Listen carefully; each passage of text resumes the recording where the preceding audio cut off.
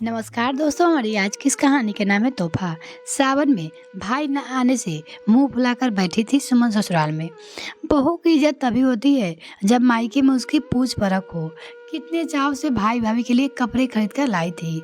सास ससुर बगल वाले कमरे की सफाई भी कर रहे थे उनके ठहरने के लिए। माँ के जाने के बाद पहली बार भाई आने वाला था। सुमन ने घर पर रखी राखी 2 दिन पहले ही शिखा को फोन किया।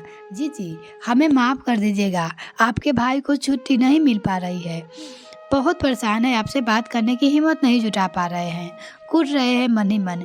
जितनी बार बोला है मैंने आपको बताने के लिए, डांट दिया है मुझे, कहने लगे हैं तुम जानती नहीं हो कितना गुस्सा करेगी, हजार बातें सुनाएगी, उसका हक है। खैर जी मुझसे रहा नहीं गया। तुम इतनी तैयारी करती हो ना, बर्बाद नहीं होना चाहिए तुम्हारी तैयारियाँ। अच्छा मैं रखती हूँ, अभी वो आ गए, बाद में बात करूँगी। और हाँ, उनसे मत कहना कि आपकी मैंने फ़ोन किया था। एक बात कहूँ जीजी, आप राखी वाले दिन फ़ोन कर लेना, इनका भी जी हल्का हो जाएगा। वाह, राखी में खुद भाई बड़ी बहन के घर ना आ रहा, और बात करूँ मैं बड़ी बहन हूँ, माँ जैसा स्नेह करती हूँ क्योंकि मैं वहाँ। यह अच्छा है। बड़बड़ाते हुए सुमन ने शिखा को इतना ही कहा। हाँ ठीक है शिखा, कर लूँगी। फोन कर बहुत रोई सुमन। जब तक माँ थी हर त्योहार में भाई को भेज देती थी या उसे लिवा ले जाती थी। जब से माँ नहीं रही भाई भी अपनी जिम्मेदारी से मुंह चुराने लगा है। पत्नी तो पिछले हफ्ते ही मायके लेकर गया था, तब छुट्टी मिल जाती है। मैं क्या समझती नहीं हूँ, ठीक है जब उसे लगाव नहीं दीदी से तो मिलने का, तो मैं क्यों मुंह उठाकर जाऊँ। नहीं जाऊँगी अभी कभी। घर में सुमन का चेहरा देख सभी समझ गए थे कि भाई नहीं आ रहा है। पति ने भी ताना मारा तो साले साहब को नहीं मिल रही फुर्सत। हाँ भाई, अब बीवी आ गई है, सास है नहीं, नचा रही है अपने इशारे पे, तुम्हारा भाई है ऐसा भी। सुमन ने घूर कर देखा, पति को तो शांत हो गए। अपने घर की सारी जिम्मेदारी तो निभाती है सुमन, सास ससुर को देखभाल, बच्चे की पढ़ाई, पति की नौकरी की तैयारी, नाश्ता बनाकर खुद स्कूल जाती है पढ़ाने, नंदों को बुलाकर त्योहारों में उचित नेक देना नहीं भूलती थी वह। शाम को वो पति से कहा, सुनो जी, विनीता और ईशिता घर जाना है आपको राखी में, मैं नहीं जा पाऊंगी। माँ पापा के पास एक तो रहना ही पड़ेगा। दामाद और उनके माता पिता, नंदो और सभी के लिए कपड़े मिठाई लाकर रखी हूँ, अपने भाई के लिए ले आई हूँ, लेते जाना।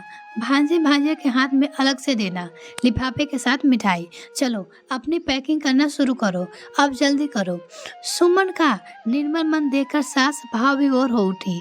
सुमन, कितना बड़ा मन है तुम्हारा, खुद राखी नहीं बांध पाओगी इस बार, पर मेरी बिटिया के राखी खाली नहीं रखोगे तुम। खूब सुखी रहो बेटा, तुम्हारा मन ऐसे ही निर्मल रहे सदा। सुमन अपने आंसू दिखाकर कमजोर नहीं लगना चाहती थी। जल्दी जल्दी सारी तैयारी करके पति को स्टेशन भेजा। दोनों नंदे एक ही शहर में रहती थी, दोनों राखी बांध पाएगी अपने भाई को।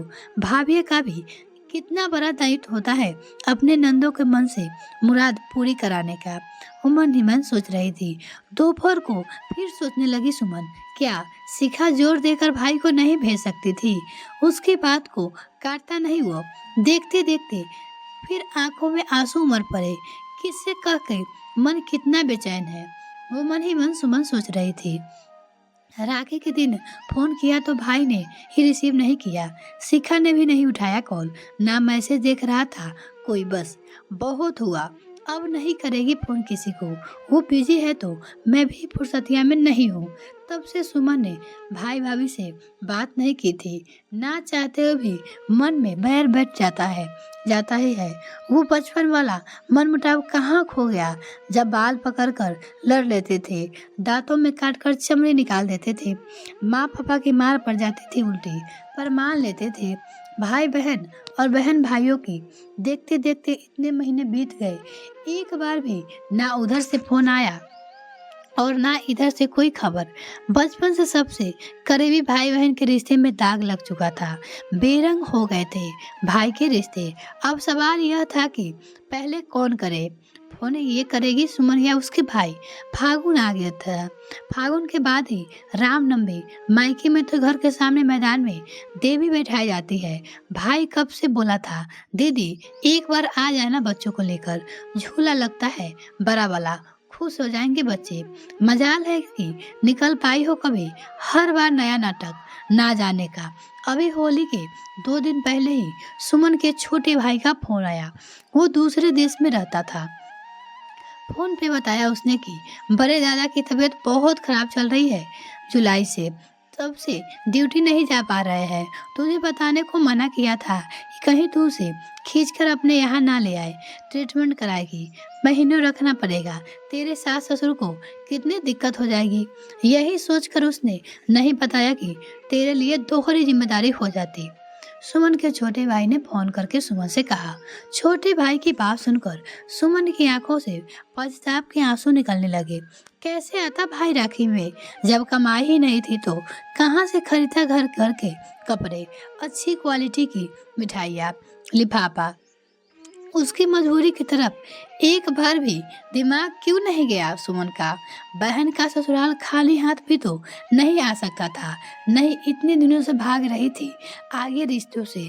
जब भाई को मेरी सबसे ज़्यादा ज़रूरत रही तभी तो मैं नहीं थी उसके पास। हम लड़कियां के मन में भी एक नया समय के बाद अपने सगे संबंधियों के लिए बैर आ जाता है।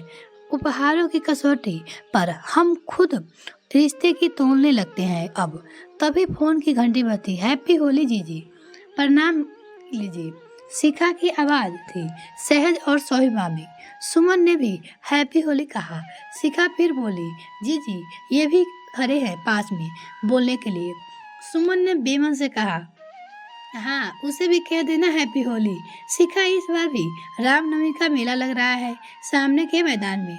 शिखा भी दंग थी कि भाई के बारे में ना जानकर मेले के जानकर ले रही है जीजी। पता नहीं कहाँ की जीजी आ पाती। यहाँ मेले से कुछ खरीद लूंगी उनसे पूछकर, शायद उनका मन कर रहा होगा। प्रणाम। सुमन का भाई ने हंसकर कहा, तुम नहीं समझोगे जीजी, वो आ रहे हैं मेले में। मेरी बीमारी के बाद जरूर पता चल रही होगी। वो कैसे भी करके आएगी, किसी की भी नहीं सुनेगी। ऐसा ही है वो, बाहर से सख्त नारियल जैसी और अंदर मलाई। शिखा भी खुशी से रो पड़ी। सुमन ने जाने की तैयारी अब सास कर रही थी। भाई भाभी के लिए मिठाई कपड़े पैक कर बोली। सुमन ने, कुछ पैसा कौड़ी ज्यादा रखना तुम, इन वक्त पर होता नहीं तुम्हारे पास। तुम्हारे डर से उन लोगों को दे देंगे। वहाँ की जैसी परिस्थितियाँ हो उन हिसाब से तुम रहकर आओ, मैं संभाल लूँगा अपने बेटे को। ट्रेन में बैठकर सुमन ने अपने मन से बैर का सारा पाप आंखों से बहा दिया। छोटी छोटी बातों को बतरंग बनाकर जीवन भर हम भी तकलीफ पाते हैं। जब तक मन की गांठ नहीं खुलेगी भाई बहन का रिश्ता बेरंग ही रह जाएगा। अब तो इसमें नया रंग भरने का समय आ गया। होली के बाद जा रही हूँ पर अपने मन में प्रेम और परवाह का गुलाल लेकर जा रही हूँ। दूरियां मिटाने का काम यही प्रेम और परवाह की गुलाल करेगी। अरे स्टेशन भी आ गया। भाई खड़ा हुआ था। रामनवमी का मेला स्टेशन से दिख रहा था। नीचे उतरी तो सूटकेस भाई ही पकड़ा। सुमन ने पूछने की कोशिश की। एक बार फिर शिखा नहीं आई पर चुप रही। सामान देखकर जैसे ही पलटी, हैप्पी होली जीजी कहकर शिखा ने चेहरे अबीर से लाल कर दिया। स्टेशन पे सब हैरान हो रहे थे कि त्योहार तो अब रामनवमी है, होली क्यों? आज रामनवमी के समय ही सही होलिका दहन में सुमन अपने मन का सारा पाप दहन कर आई थी। होली के रंगों के कान्हा जी को सबसे पहले रंगते समय वचन दिया था, उन्हें अब रिश्तों का बेरंग नहीं होने देंगी, कभी नया रंग भरते रहेंगे। यह कहानी आपको कैसी लगी कमेंट सेक्शन में लिखना ना भूले। वीडियो को देखने के लिए बहुत बहुत धन्यवाद। अगर मेरे चैनल को अभी तक सब्सक्राइब नहीं किया तो प्लीज़ मेरे चैनल को जल्दी से सब्सक्राइब कीजिए। साथ में बेल आइकन प्रेस करें ताकि मेरी वीडियो की नोटिफिकेशन सबसे पहले आपको मिल सके।